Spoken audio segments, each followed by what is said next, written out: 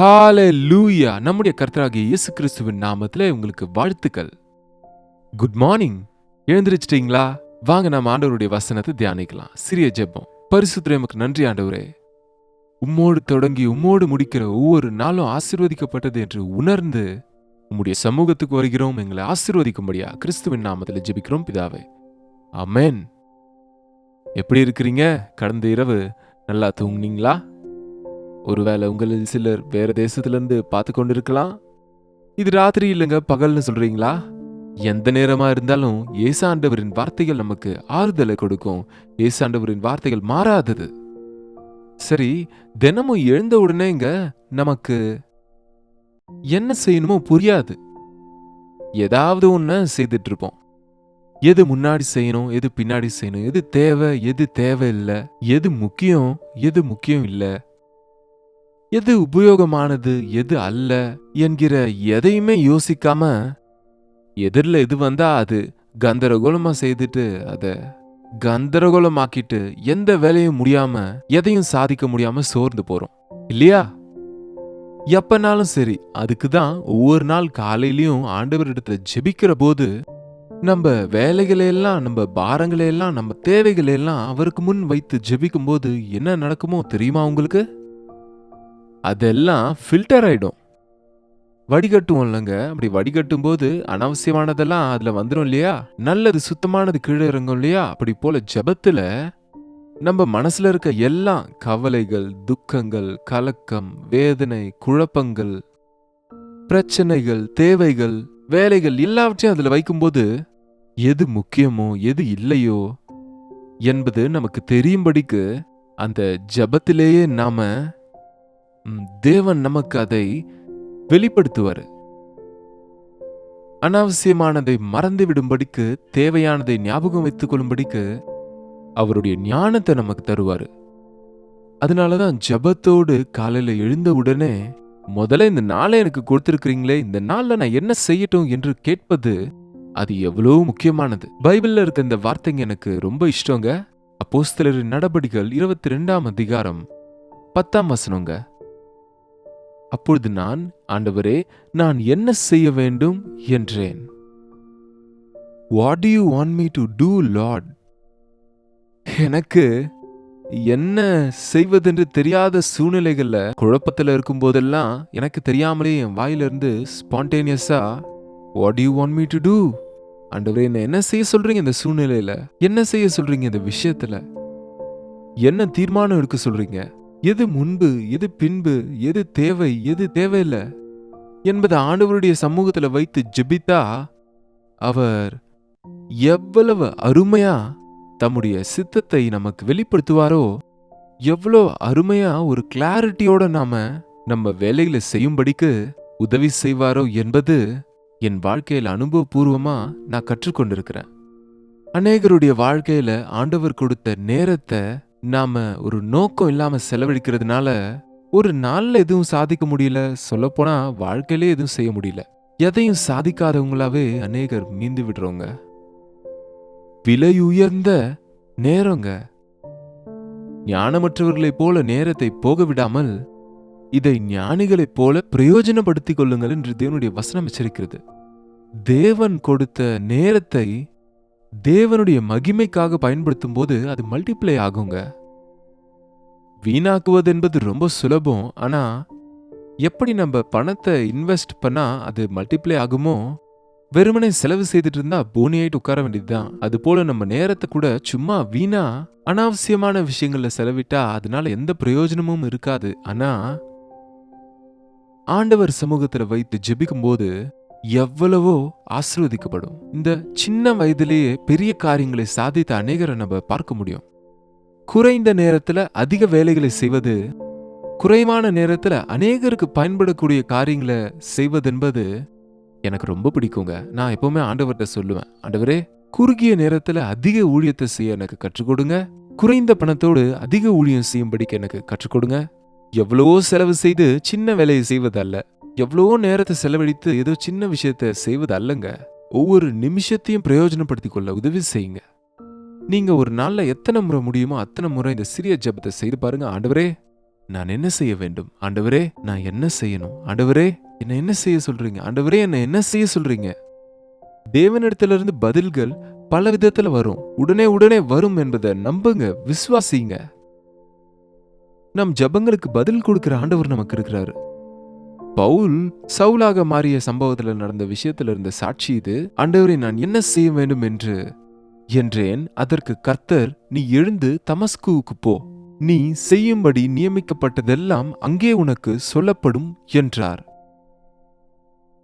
சில நேரம் விசித்திரமா இருக்கும் ஆண்டவருடைய காரியங்கள். சில நேரம் தேவன் நமக்கு தாம் நம்மோடு சொல்ல நினைத்ததை கேட்கணும்னா கீழ்ப்படுகிறோமா இல்லையா, விசுவாசிக்கிறோமா இல்லையா என்று பரிசோதிப்பாருங்க.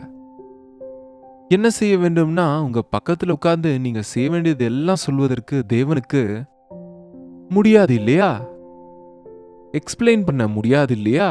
ஆனால் தேவன் தம்முடைய ஊழியக்காரரின் மூலம், தம்முடைய வார்த்தையின் மூலம், சூழ்நிலையின் மூலம் ரொம்ப கஷ்டம் இல்லாம தேவன் சொல்ல நினைத்ததை உங்களுக்கு வெளிப்படுத்தும்படி, உங்களுக்கு புரியும்படிக்கு அவர் செய்வாருங்க. எரேமியாவோடு சொன்னார், நீ எழுந்து குயவனின் வீட்டுக்கு போ, அங்கே என் வார்த்தைகளை உனக்கு அறிவிப்பேன். ஆண்டவரே, அங்கே எதுக்கு, இங்கேயே சொல்லலாம்லன்னு கேட்கலாம்ல. ஆனா குயவன் வீட்டுக்கு போனா நான் சொல்லுவது அங்க இருக்கிற சூழ்நிலைகளை பார்க்கும்போது ரொம்ப சுலபமாக அருமையா புரிஞ்சுக்க முடியும். நீ எழுந்து போ என்ற போது அவர் எழுந்து போனாரு. எசேக்கியலோடு சொன்னார், நீ எழுந்து மைதான பூமிக்கு போ, அங்கே நான் உன்னோடு பேசுவேன் என்று. எங்க வேணா அங்க எப்படி பேசுவாரு? தேவன் ஒரு மைதான பூமிக்கு, ஒரு தனிப்பட்ட இடத்துக்கு போய், நீ எனக்காக காத்திரு, அப்பொழுது நான் உன்னுடனே பேசுவேன். இங்கே பவுலோடு சொல்லுகிறாரு, நீ எழுந்து தமஸ்குவுக்கு போ, நீ செய்யும்படி நியமிக்கப்பட்டதெல்லாம் அங்கே உனக்கு சொல்லப்படும். அவர் எழுந்திருக்க முடியாத சூழ்நிலையில அவரோடு இருந்தவங்க அவரை தாங்கி பிடிச்சு கூட்டிட்டு போனாங்க. ஏன்னா கண்கள் தெரியல. அந்த வெளிச்சத்தை பார்த்த பிறகு கீழே விழுந்துட்டாரு. அவரை வழி நடத்தி தமஸ்குக்கு சேர்த்த பிறகு அங்கே அனனியா வந்தபோது, அவன் தனக்கு சொல்லப்பட்ட காரியங்களை அனனியாவுக்கு சொன்னபோது அனனியா என்ன சொன்னார் என்று 16ஆம் வசனத்துல பார்க்கலாம். இப்பொழுது நீ தாமதிக்கிறது என்ன? நீ எழுந்து கர்த்தருடைய நாமத்தை தொழுது கொண்டு ஞானஸ்நானம் பெற்று உன் பாவங்கள் போக கழுவப்படு என்றான். என்ன செய்ய சொல்றீங்கன்னு சொன்னா, முதல்ல நீங்க ஆண்டவருக்காக ஏதாவது செய்யணும்னா முன்னாடி நீங்க ஜெபிக்கணும். ஜெபத்துல தான் ஆண்டவர் சொல்லுவதை நம்ம தெரிந்து கொள்ள முடியும். தொழுது, அதாவது ஜெபி. ஜெபம் செய்து உன் பாவங்களுக்காக நீ மனஸ்தாபப்பட்டா, விசுவாசித்து ஞானஸ்நானம் பெறுபவன் ரட்சிக்கப்படுவான் என்று ஆண்டவருடைய வசனம் சொல்லுது. நீ ஜெபம் பண்ணு, உன்னுடைய பாவங்களை கழுவிக்கொள்ளு. என்னங்க, இயேசுவின் நாமத்துல நாம ரட்சிக்கப்படணும், பாவ மன்னிப்பை பெறணும். நீங்க உங்க பாவங்களை அறிக்கை செய்து விட்டுவிட்டீங்களா?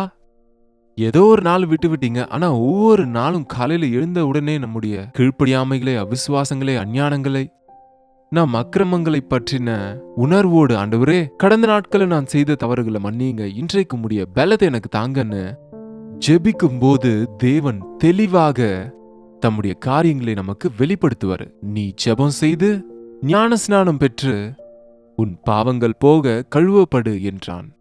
அவர் அதே போல ஜெபம் பண்ணி கொண்டு இருக்கையில் ஞான திருஷ்டி அடைந்த ஆண்டவரை தரிசித்தார்.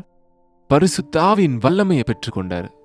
அதன் பின்பு பவுலுக்கு தேவன் எப்போதுக்கப்போது தம்முடைய தரிசனங்களின் மூலம், தம்முடைய வசனங்களின் மூலம், தம்முடைய பிரசன்னத்தின் மூலம் தேவன் தம்முடைய சித்தத்தை தெரியப்படுத்திக் கொண்டே இருந்தார். ஒன்ஸ் ஃபார் ஆல் தேவன் பேசிவிடுகிறவர் அல்லங்க.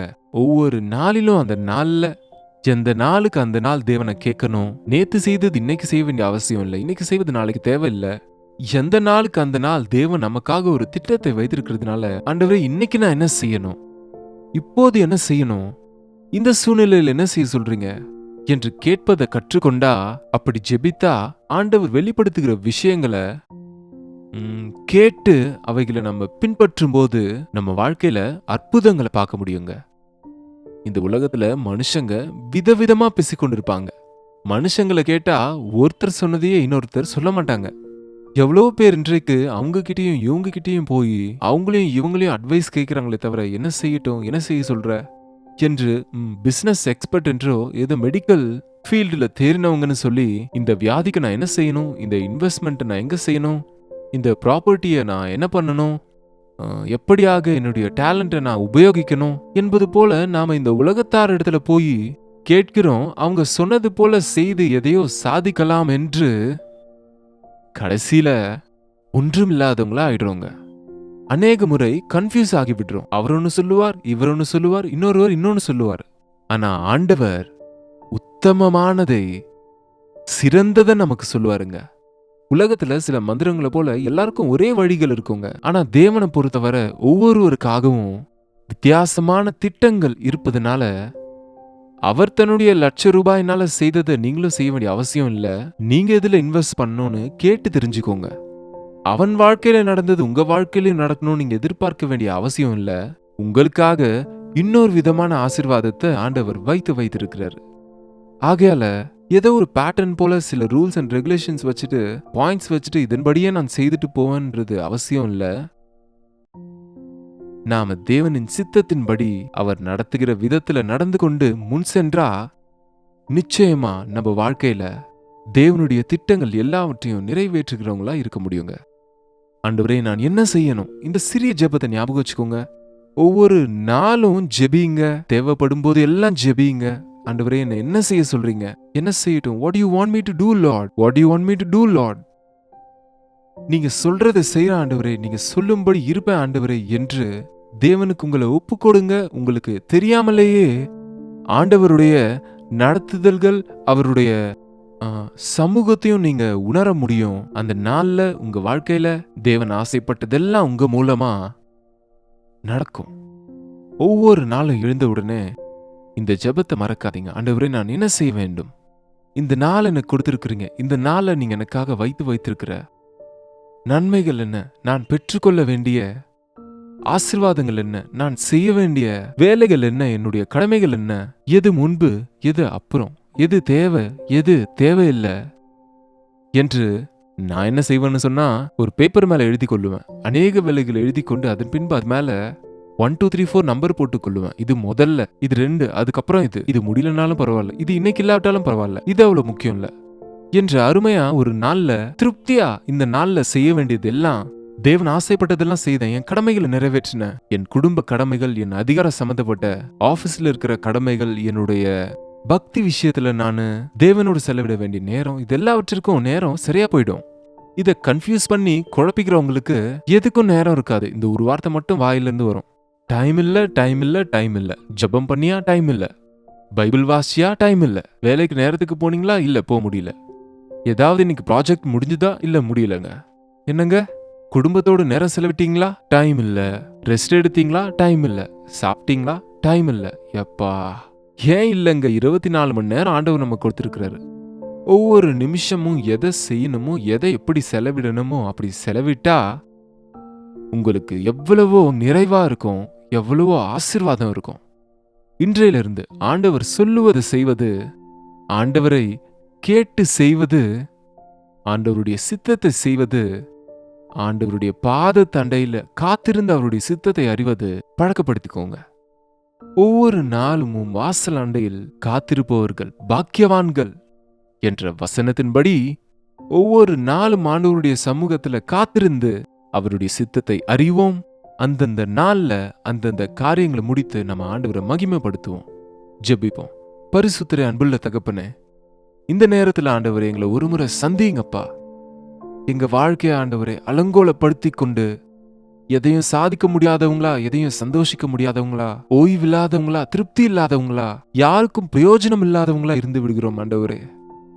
நாங்கள் என்ன செய்ய வேண்டும் என்று உம்மை கேட்காமல் எங்கள் இஷ்டப்படி செய்து மனுஷர் பேச்சை கேட்டு அப்படி நடந்து நாங்கள் நஷ்டம் போயிருக்கிறோம்ப்பா. உம்முடைய சித்தத்தில் இருப்பதற்கு, நீர் சொல்லுவதை செய்வதற்கு, உம்முடைய ஆசீர்வாதங்களோடு உம்முடைய சாட்சிகளாக இந்த உலகத்துல நாங்க செழிக்கும்படிக்கு எங்க ஒவ்வொருவருக்கும் உதவி செய்யும்படிக்கு கிறிஸ்துவின் நாமத்தில் ஜெபிக்கிறோம் எங்கள் நல்ல பிதாவே, ஆமென். பிதாவாகிய தேவனுடைய அன்பும் குமாரனாகிய இயேசு கிறிஸ்துவினுடைய கிருபையும் பரிசுத்த ஆவியானவரின் அந்யோன்யமும் ஐக்கியமும் கூடி வந்திருக்கிற நம் அனைவருக்கும் இப்பொழுதும் சதா காலமும் துணையாயிருப்பதாக, ஆமென். தேவனுக்கு ஸ்தோத்திரம். உங்க ஜெப விண்ணப்பங்களையும் பாரங்களையும் 8939801234 என்ற நம்பருக்கு ஒரு டெக்ஸ்ட் அல்லது வாய்ஸ் மெசேஜ் மூலம் எங்களுக்கு வாட்ஸ்அப் பண்ணுங்க. நம்முடைய கர்த்தராகிய இயேசு கிறிஸ்துவனுடைய மகா கிருபையினால ஜனவரி மாதம் முடிந்து இதோ பிப்ரவரியில வந்திருக்கிறோம். ஆண்டவர் கொடுத்த இந்த புதிய மாதத்திற்காக அவரை துதித்து தொடர்ந்து இந்த அனுதின தியான நிகழ்ச்சிகளை பார்க்க மறக்காதீங்க. நாங்க உங்களுக்காக ஜெபிக்க ஆயத்தமா இருக்கிறோம். கர்த்தருக்கு சித்தம் வந்தா நாளைக்கு இதே நேரத்துல அனுதின தியான நிகழ்ச்சியில கர்த்தருடைய வார்த்தையோடு உங்களை மீண்டும் சந்திக்கிறேன். அதுவரை கர்த்தருடைய கிருபை உங்களுக்கு துணையா இருப்பதாக.